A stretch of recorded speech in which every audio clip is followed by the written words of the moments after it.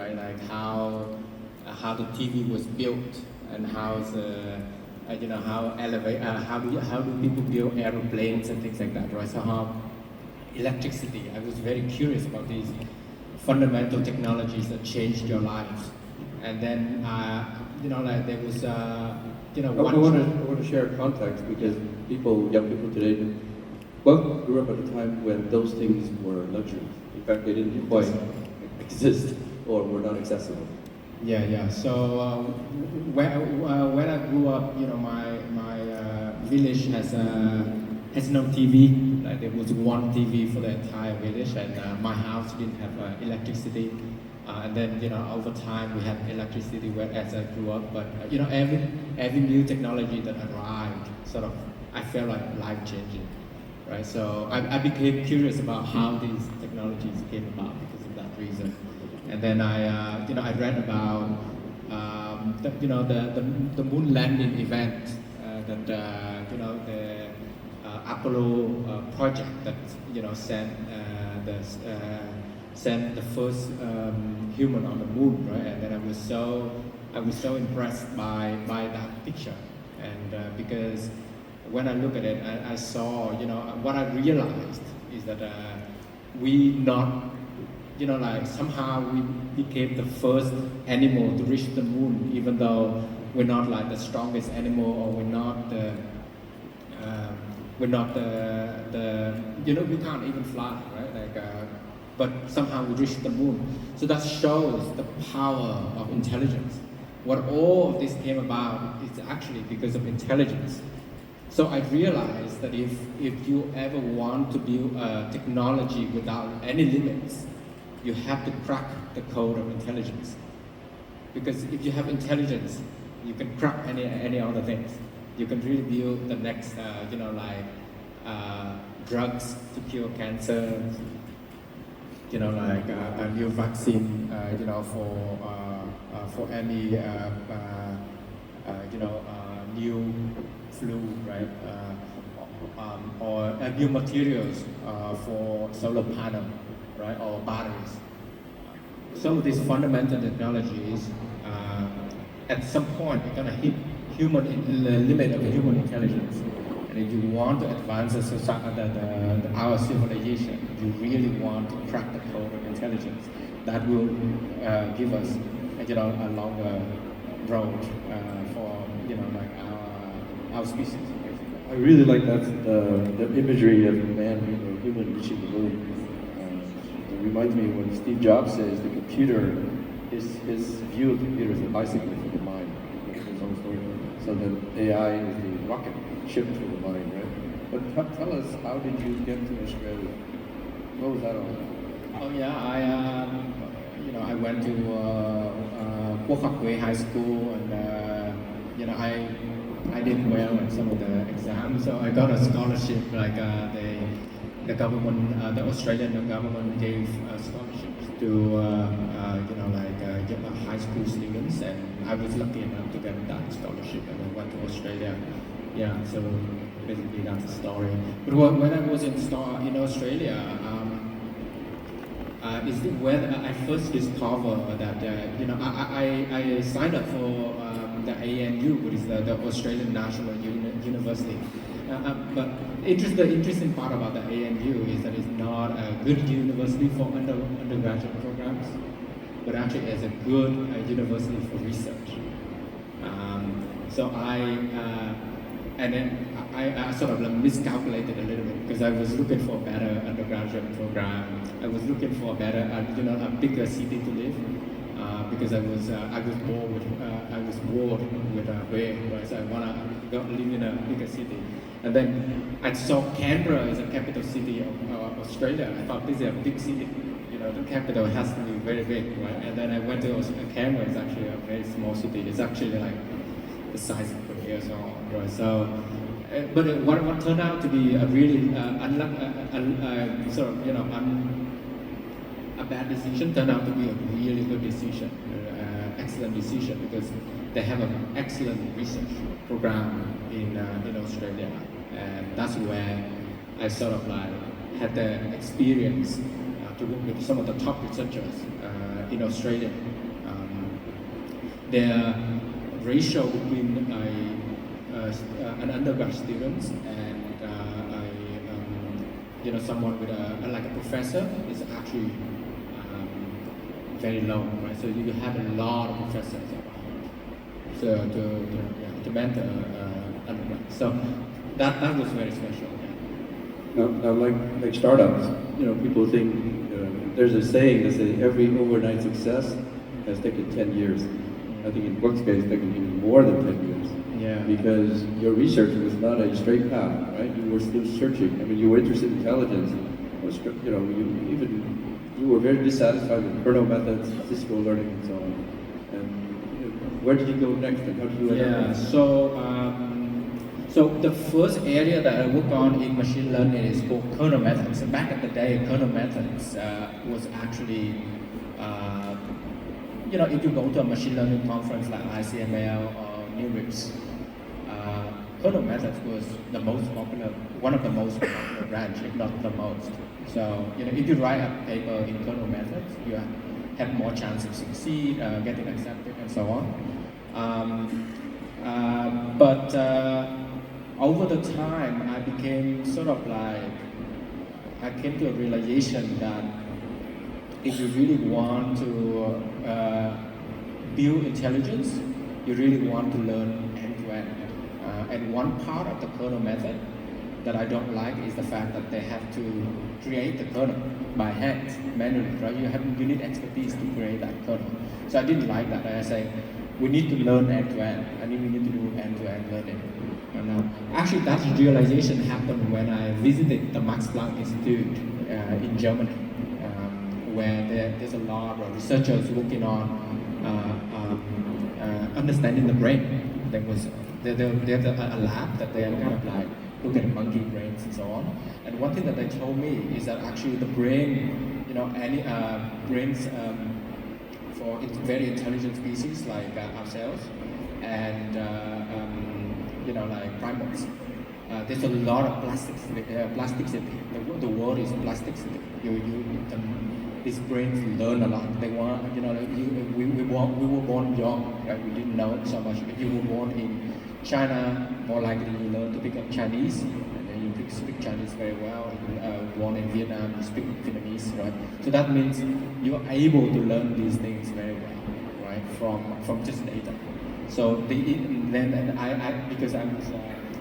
I was so intrigued by these discussions that I realized that okay, I have to switch field. I have to switch from kernel methods to neural networks. Actually, at the beginning, when I picked up neural networks, at the beginning was kernel methods is a special form of neural networks.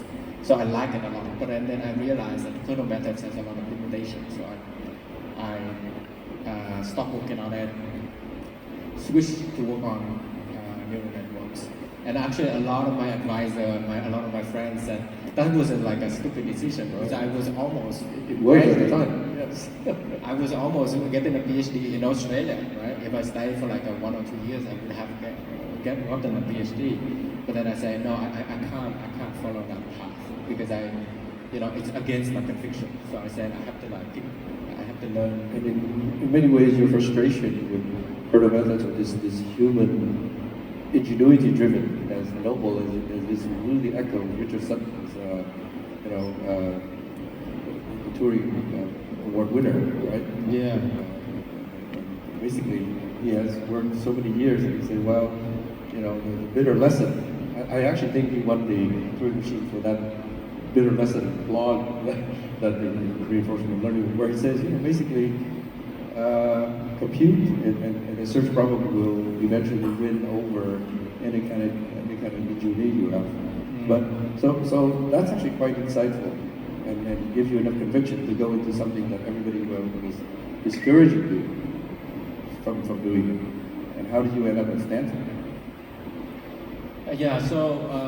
First of all, I sometimes I go to these conferences, right, and then I meet some professors. And back at the time, if you go to NeurIPS or ICML, and there may be like a handful of people working on deep learning, really, neural networks. It was if you write neural networks in your application, you certainly, do a PhD program, you're gonna certainly get rejected, almost certain.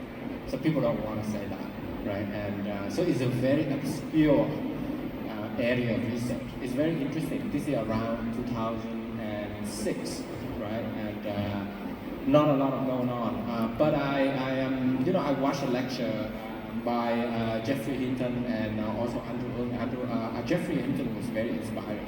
He was talking about the same intuition that we have to learn end to end. We have to learn all the features of the kernels and so on. So I was very interested. But then I also watched some of the talks by Andrew Ng as well, and I really like his motivation. He really wanted to build like a brain-like model for AI. So more like brain-inspired architectures for AI, right?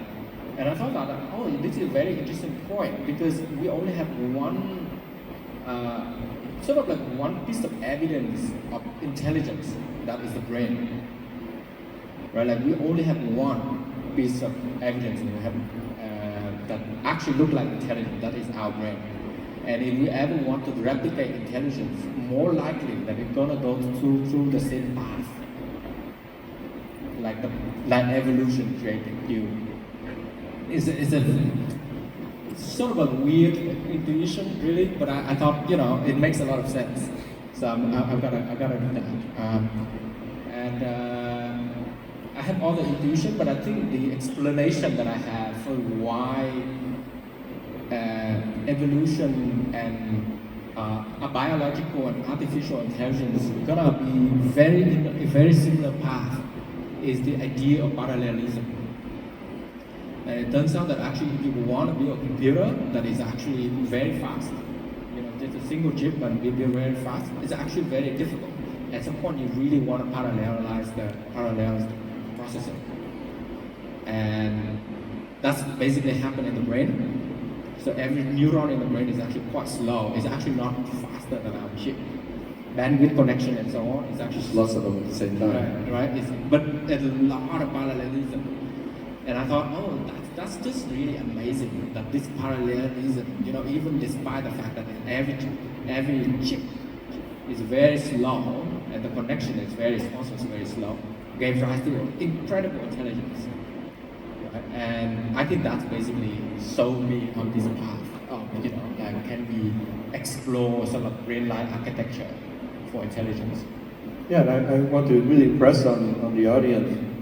You've heard of this before, but it's really true, and I can attest to it, that it was a very difficult decision, a very bold decision. It was a crazy decision, because for me, my personal experience is between 2000 and 2005, I was working on something called statistical arbitrage, which is Wall Street stuff, right? And this is when people make lots of money by using statistical methods. And at the time, people were also trying to do neural networks. And I guarantee you, those of us in the field thought the neural network people were not just naive, but like quacks, right? These are just at best crazy, or at best dreamers, and were people who don't know what they're doing, essentially. It was dismissed to that degree, right? But you follow your belief, your passion. You work with Andrew Ng, and then the seminal work when the world learned about this was the 2012 article from the New York Times, which most people refer to as the cat's book. Yeah. But what I want to ask you about it, because I think people know that you were not really looking for cats. You were looking for something else. Can you share that story? Okay, sure. So maybe there's a little bit of background, a little bit. So I was at Stanford between 2007 and 2012. And during that time, we were tinkering algorithms, right? Like we're trying to improve the algorithm, the deep learning algorithm, sort of saying. And then, we got some promising results, building an autoencoders, making sparse RBMs and so on, a lot of this work. But one thing that we found out that actually every time we publish a paper, for some reason we get a better result, right? Like, and then we say, why? right? Sometimes I step back and I say, why? And then I realize that every time you get a better result, it's because the next person is actually have a better chip. So they train faster, and they train a bigger network. So the comparison is actually not apple to apple. It's actually, this fundamental game comes from compute and scale. So I said, okay, now I can't keep doing tinkering anymore. I need to scale. And then we sort of like, okay, if we want to scale, which is what company in the Bay Area, near Stanford that has the biggest computing platform so we can scale? And then of course that's Google, right? Google ambition is always about scale, right? Like you want to do things at scale. So we found, and then Andrew talked to Larry, Page, and Sebastian, Jeff, and then I came to Google and worked on this large scale scaling up neural networks. So turns out that this is the first large scale training of neural networks ever in industry. Actually nowadays you saw these blogs that where people train bigger GPTs, bigger LLMs and so on. Actually, if you look all the way back, this started in around 2012 where we put together this project to train large neural networks. So one interest that I have during my PhD was this very interesting paper called the grandmother neuron. So basically, in your brain, everybody has one neuron, what they call the grandmother neuron. It's associated with your grandmother. Basically, if you see the image of your grandmother, that neuron get activated. And then if you hear the name of your grandmother, that same neuron get activated. Or if you see the text related to your grandmother, this neuron get activated. So I found that really fascinating.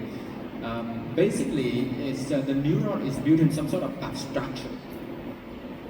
And I'm very interested in abstraction because abstraction, if you think about math or creativity or innovation, right? Innovation, proving a theorem, creating a new aeroplane, it's an abstraction. So I was very interested in the idea of abstractions and how to get neural networks to learn abstractions. So I saw this paper and I was so interested, right? And in the paper, they say that in America, everybody has a Jennifer Aniston neuron. So Jennifer Aniston neuron is because back at the time, Friends was a very famous TV show in America. So everybody in America have a neuron for Jennifer Aniston. Did you see the image of Jennifer Aniston? It's activated. This is a generational divide with the audience. There are some people that recognize the name Jennifer Aniston and those that don't, right? Yeah. I mean, the equivalent of today would be Taylor Swift neuron. And then I thought that was interesting. So my purpose during that project was to discover a Jennifer Aniston neuron. I was actually interested in. I love the show too. So I was like, can we find a Jennifer Aniston neuron? You look at his cubicle at the time, Jennifer Aniston photos all everywhere.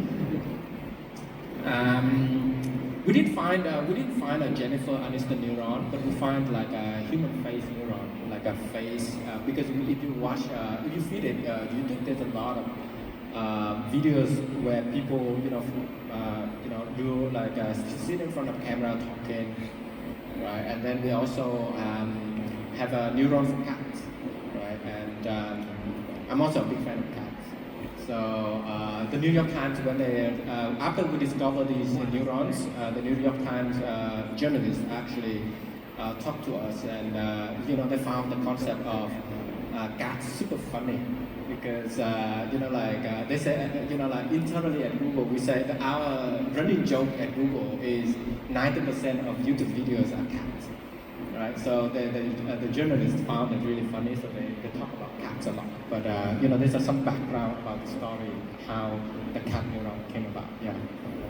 So I have one more personal question, then we'll switch to more technical topics. Yeah. And this is a loaded question because you did have an offer to go to CMU, as I remember. Yeah. Very prestigious university. Yeah. Yeah, but why did you decide to stay at Google and develop everything that we see today? Well, I actually that was a major decision. I thought I would go to CMU to become a professor. You know, like during my time as an undergrad and then research undergrad and then a PhD, I always wanted to become a researcher, and my researcher at that time literally meant to become a professor. Because in the industry, there was no really a researcher job in these major labs for machine learning, really. Because most of the major jobs were more like engineering. Right? So I wanted to become a researcher, and professor is like by default the choice. But you know, I talked to a lot of friends and you know, people at Brain. I really like Brain. The Brain team at that time, really, you know, we had a really great environment. And I talked to you, and I talked to some of your friends, including you. That's actually why I asked the question. Yeah, and including you, and I think you gave me this very interesting insight that, you know, this scaling, right, is going to be fundamental, to not only to AI development, but fundamental to these companies, because these companies gonna be eventually become AI companies. And I thought that's an interesting insight. I thought, you know, Google wanted to become like a search company, or Microsoft want to become like a cloud company or operating system company. But turns out that actually major companies want to become AI companies. And that's a very interesting point. So I thought, so this is going to be the future of the industry, right? And it's going to be the future of Google. It's going to be the future of the industry. So I'm going to find my place. So, you know, thanks for your insight. And there's a, you know, too early to draw a lesson, but it's good to. There's a lesson here where talent meets resources. Yeah. Right. It's kind of like the juncture where Vietnam is at today, right? Let's segue into more technical stuff by talking about the work that you got recently, the Test of Time award for. Finally, I mean, we always knew it was part of that. It took, you know, Test of Time takes 10 years before they can award that. But tell us about the connection from sequence to sequence, which of course there are predecessors. From there to essentially transformers, and then the rest of what we see. Then I want to talk to you about future architectures as well. But sure. Let's start from Sure. Yeah. Maybe a little bit of background first. And this goes to show that in research and in R&D, there's a lot of elements of luck and a lot of you know, like unplanned, sort of like it's hard to plan this kind of like moments, right? So before that, I want to say that what Christopher referred to is my sequence-to-sequence paper winning the best, the Test of Time award at Zurich. This is one of the major award in the field for a paper that, you know, showing consistent impact over a decade. Well, the reason is that like we started this work around 2013, and the history was that I did some of my first neural network for this cat neurons and so on. At Google, they call it the Quoc net, and the Quoc net became quite useful at Google. So a lot of people use it, you know, for a lot of computer vision tasks. But then the area became very crowded. Everybody, like, I have to go to meetings and a lot of people and so on, right? So, and as researchers, I feel like I want to try something interesting, right? Like not, and then I was exploring, trying to be better at QuocNet and so on. But then slowly, I started to realize that actually, if you want to build intelligence, text is going to be a very key element. Text is going to be key. Because if you want to have like an AI, you want to go to the AI and you want to ask it, what is it thinking about? can you tell, if you wanted to invent like a medicine, the output should look like a text, right? Or if you want to invent like a vaccine, the output should be the text. Because the text is like a more common phase of interaction between humans and AI. Right, so and it also went back to my early days in high school. I was, like trying to build chatbots by handcrafted tools and so on, but unsuccessfully. So then I started working on, like my ambition was work on something that basically an end-to-end model for all NLP. Like all natural language processing should be done by one model. That's our vision. Okay, that it's kind of funny because I never took any class in NLP really. So I thought, maybe the neural network can do end-to-end learning. Maybe we should do end-to-end learning for all NLPs. That was actually an advantage because, many friends of yours, contemporaries who were experts at NLP, were kind of stuck in this equivalent kernel method to do it. Right? Correct. This is why I was lucky in the sense that because my naivety kind of helped me a little bit, because most of my friends who are familiar with NLP would be war against this sort of ideas, right? But anyway, we ended up trying anyway. It took us like 9 months to do this project, and I had the opportunity to work with some of the best researchers in our field at that moment, right? India and Oreo, which is like amazing researchers. I got an opportunity to learn from them as well. But to connect to the point that you asked about transformer, well, this network actually, our vision was to have a network that do end-to-end language understanding. But for the first application, you have to convince people that this is a viable framework. Right? You can't just say this is the framework. You really need empirical evidence that this is gonna work. So the first empirical evidence that we showed was machine translation, because in machine translation you have a lot of data. All right, so we actually in our paper, if you read the paper, the vision is actually end-to-end for everything, but the result from the paper is only about machine translation. Now, transformer was actually after we published the paper, our colleagues actually tried to tinker around this idea of how to make this. Back at the time, we used something called LSTM, which is a long short-term memory network, right? And then after we published the paper, there's also a paper in Montreal using LSTM with attention. And I thought, once you have attention and then LSTM, you start to see more parallel processing. One thing that we realized during the LSTM development is that it's sequential, right? And it is not friendly to GPUs and TPUs. We want something more parallel. And then when we see attention, we realize that we start to have something that look like more like parallel processing. Then our colleagues actually took the framework, the sequence-to-sequence framework, but get rid of all the lateral connection and only keep the forward connection in attention, and that became, transformer really. And so you would say that, like some of these development is sequence-to-sequence gave rise, built the foundation. It essentially is trading time for space. If you have extra space, you can do things again in parallel. Yeah. Right. Maybe a side story as well. Maybe a lot of people don't realize. You mentioned Oreo and you mentioned Ilya System, and Ilya actually, as some of you know, went to co-found OpenAI and was trying to drag Quoc into it as well. And for a time you were considering that, but I'm so glad you decided to stay at Google, right? And of course things work out, and you've had a lot of impact. In today, let's go really quickly through essentially what is now Gemini, right? Now, the path getting there was never straight, right? There were other alternatives like Palm and other architectures until the merger of Google and DeepMind. What is the decision process getting to Gemini, right?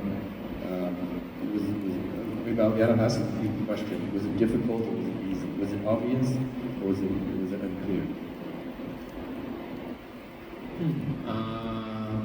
Hard question. So, but I can tell you a little bit of a history a little bit first, right? So internally, around 2017, there were two projects. One is BERT, that is actually very famous. So this is like the encoder only sort of architecture, and it kind of meant to build a very good embedding for either a sentence or a document. And it's still very well used for many purposes when you don't need on the generative side. People don't use it normally for decoding, but yeah, some. Yeah, I mean where you don't need that side, it's still very useful on the encoding side. Yeah, sure. Let me finish my talk first. The story behind this first. So there's BERT, and there's a much less famous project at Google called Lambda.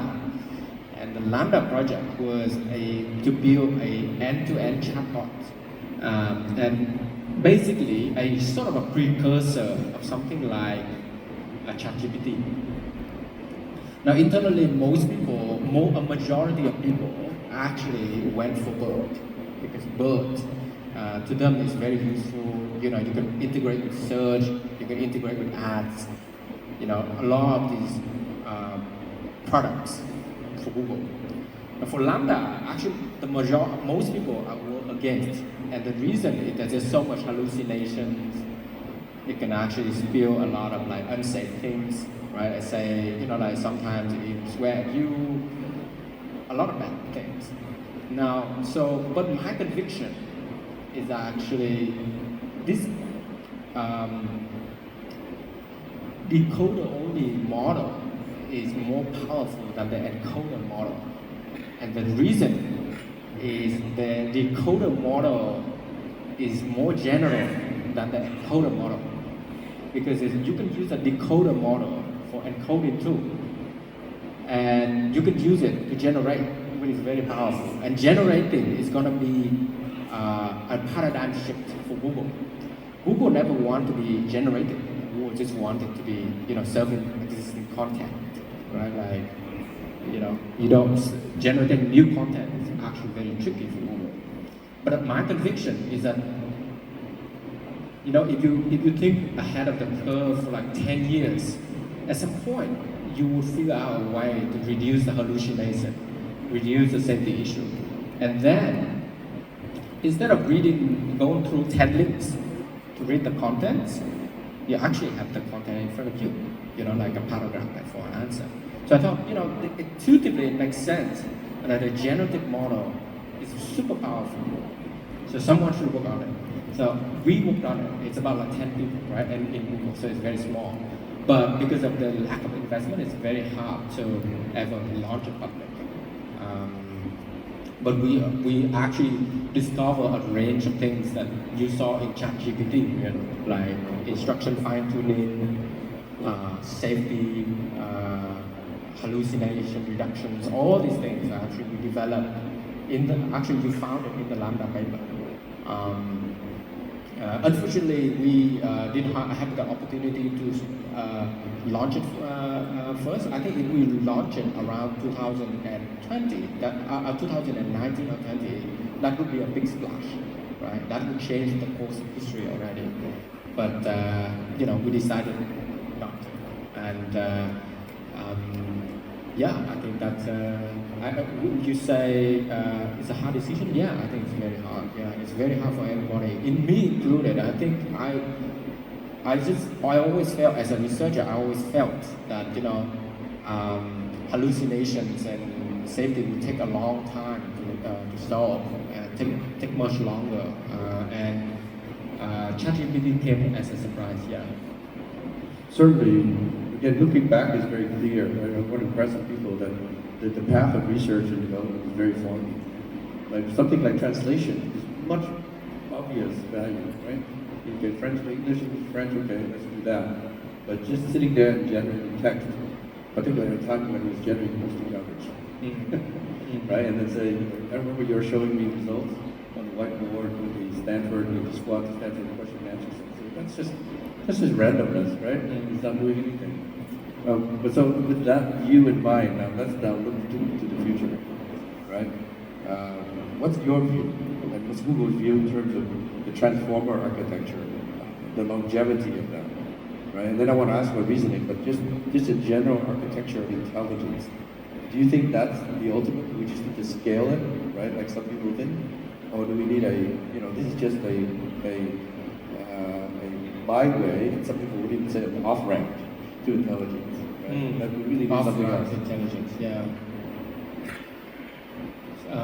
Your question is overloaded and has multiple things in it. But you can take it in any direction you want. It's a big discussion. Yes. Yeah. Okay. So let me say. First, in terms of the scale, I mean, we certainly should not underestimate the power of scaling. I think this is, like time and again, right? We saw that just like a basic algorithm that you have with more data, more compute, larger model, you can go really far, right? Even some of this hallucination can be actually addressed by larger scale, right? So I would not underestimate that, but I think we might. So we gave at the new Test of Time Award presentation. We talked about this, and we said that pre-training, in particular, is going to plateau. Pre-training. This is a very fundamental building block of LLMs. We said in that presentation, and this is a very provocative, right? A lot of journalists wrote about it, but we came to an agreement that pre-training is going to plateau. Actually, maybe in another 6 months, maybe people will keep doing it for a while, but I think it's going to plateau. It's going to hit diminishing return. So that's number one. I think people will try to figure out a way to scale all the axes. So if you think about scaling the transformer, you scale the number of parameters, number of experts, number of layers. But right now, with the reasoning model, they are trying to scale the number of steps of the transformer, thinking steps, the thoughts, right? By the way, we also realized this, right, earlier because of the chain of thought work. So I was a co-author of some of the chain of thought work, reasoning work as well, and we realized that adding more compute into the transformer will, at that time, give you better ability to solve reasoning tasks. So we found it in late 2021. Anyway, now your question, your harder question is the transformer gonna stay or is it gonna survive? Well, I would say this is a very interesting question, but I really like the transformer because the main key thing that you want to learn from the transformer is the idea that parallelism is very important. You don't want sequential processing, you want parallelism because building more chips is better than building an uber expensive chip, right? So for that reason, parallelism is very powerful. So transformer is just a mechanism to exploit parallelism, really. Now, I think this long sequence of thoughts, this reasoning thing, is actually might be the first step that you might see where transformers might not be so good. And I think this might be for the first time that I feel like it could be challenged. But I think people will figure out how to make it more efficient and so on. So the question is, are we an off ramp?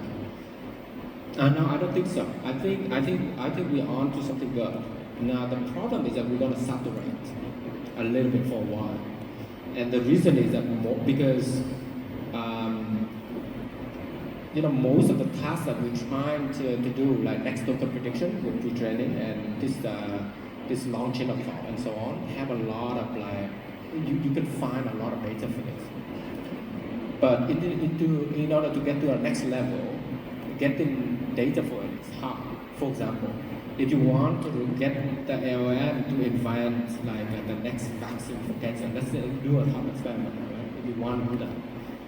Now the reward for you to get to train that model is actually very expensive, including doing real world experiments. And that might take much longer to accumulate the data. This is like an extreme thought experiment, right? But you can do a small thought experiment if you could say, can you get the AI to do some, assistant tasks for you, right? Like go online, buy me the book, buy me a book that my friend's daughter would love because she's interested in physics, something like that. It will have to go through and understand all the, your email, all these things, right? That perhaps requires a lot of expertise to train the model, and the quantity of data that you get for it is much more limited. Anything that touching the physical world is gonna be much slower. So I don't think we are an off ramp, but we're gonna delay. And then maybe another thing that we're gonna see is that I think people, if you think about the tokens on the internet, one sort of tokens on the internet that are really valuable is the videos. But the information density in video is actually super low. So you need much more compute to get to anything that are actually becoming useful. So because of these challenges, you're gonna get a delay, and it might last for a few years. I don't know, maybe a decade. I don't know. I think things come faster than I anticipate, but I think it will be like a delay. But I don't think it's an off ramp. I think the next token prediction is a very important paradigm. I think ultimately we are also next token prediction. We certainly do a lot of exploration. We certainly have conviction, exploration, intuition that these models don't have yet. And I think that might be something that might give rise for new framework to train these models. But I think it's more like the objective and the reinforcement learning framework to train it. But I think the fundamental building blocks are pretty good, yeah. So I'll share with you my conviction with respect to that, and then build on that to ask you the last question. And I've shared this with you before. I have this quip, but it comes from a very strong belief that real reasoning requires recurrence. That is, there's a temporal loop that needs to take place. It doesn't have to be serial. It doesn't have to be. It could be parallelized, but then time is an important component. And this is ever since your discovery, if you will, of chain of thought reasoning seems to be doing something interesting. That we do reason over our words. As I'm putting out words, I'm hearing them, and I'm reasoning over them. And even there's evidence that in the brain we have recurrent connections that go back, even in the late layers, before they even become words. Right? So to me, that is a kind of new architecture, or not new, but new relative to transformers. That are really interesting frontiers for the next, 5 to 10 years. Like Yannicka says, if you're doing in research, do not work on LLMs, right? Because that's the engineering. So my question to you, and you can answer it in one or two directions. What do you think of directions like JEPA, memory mosaics, and so on? Our mutual friend Yannicka is advocating for future architectures, and an architecture where there's a separate, what I would call a executive function, which is different from intrinsic function, where there's a world model with an objective and so on. That is a different architecture of intelligence than the one that is currently being pursued, which is let's just jam everything into these LLMs and reasoning planning will emerge, right? So that you can share your view, or you can share what Google's doing. Okay. I mean, we're all consistent, right? I think your question has multiple things in it, so I want to break it down first. First, you criticize, you want to see more recurrence in the transformer. Yeah, you have a good point. I think this might be, you already started seeing this, right? Because of this long chain of thought, you might see that more. So yeah, I think that's a good point. And then you touch on these high-level objectives that Jan was working on. Actually, I think that that's related to my point about how to train this model might change over time. Because I talk about this idea of having conviction and intuition, and conviction, in some sense, is like a high-level thing where you believe in it, and then it's not like a long chain of thought, but it's like a vision. And then you follow that vision, right? And that guides you in a very, sparse reward terrain. So, for example, my conviction, right? Like if you think about my conviction of doing neural nets, right? Actually, most of the time I don't get any reward at all. Like for the first 10 years working on it, never get any reward. I just get satisfaction from this conviction. So that's like a form of reward that teaches the model. So I'm not against that. I think that he's onto something. I'm not against that. I think that he has a good point. Yeah. I think what Google view and my view, I think we are generally consistent. Is that like we onto something good. We might have to change a few things in these models, but I think it might become like sort of like layer on top of each other rather than like clean it up and then do something new. Excellent. Yeah. Well, you can see I tried to get him to say something about what Google's working on in public, but he's not going to do it. So we'll have to take it private. All right. You need to go have lunch. Thank you so much, Quoc, and thank you for all your contributions to the world and to Vietnam.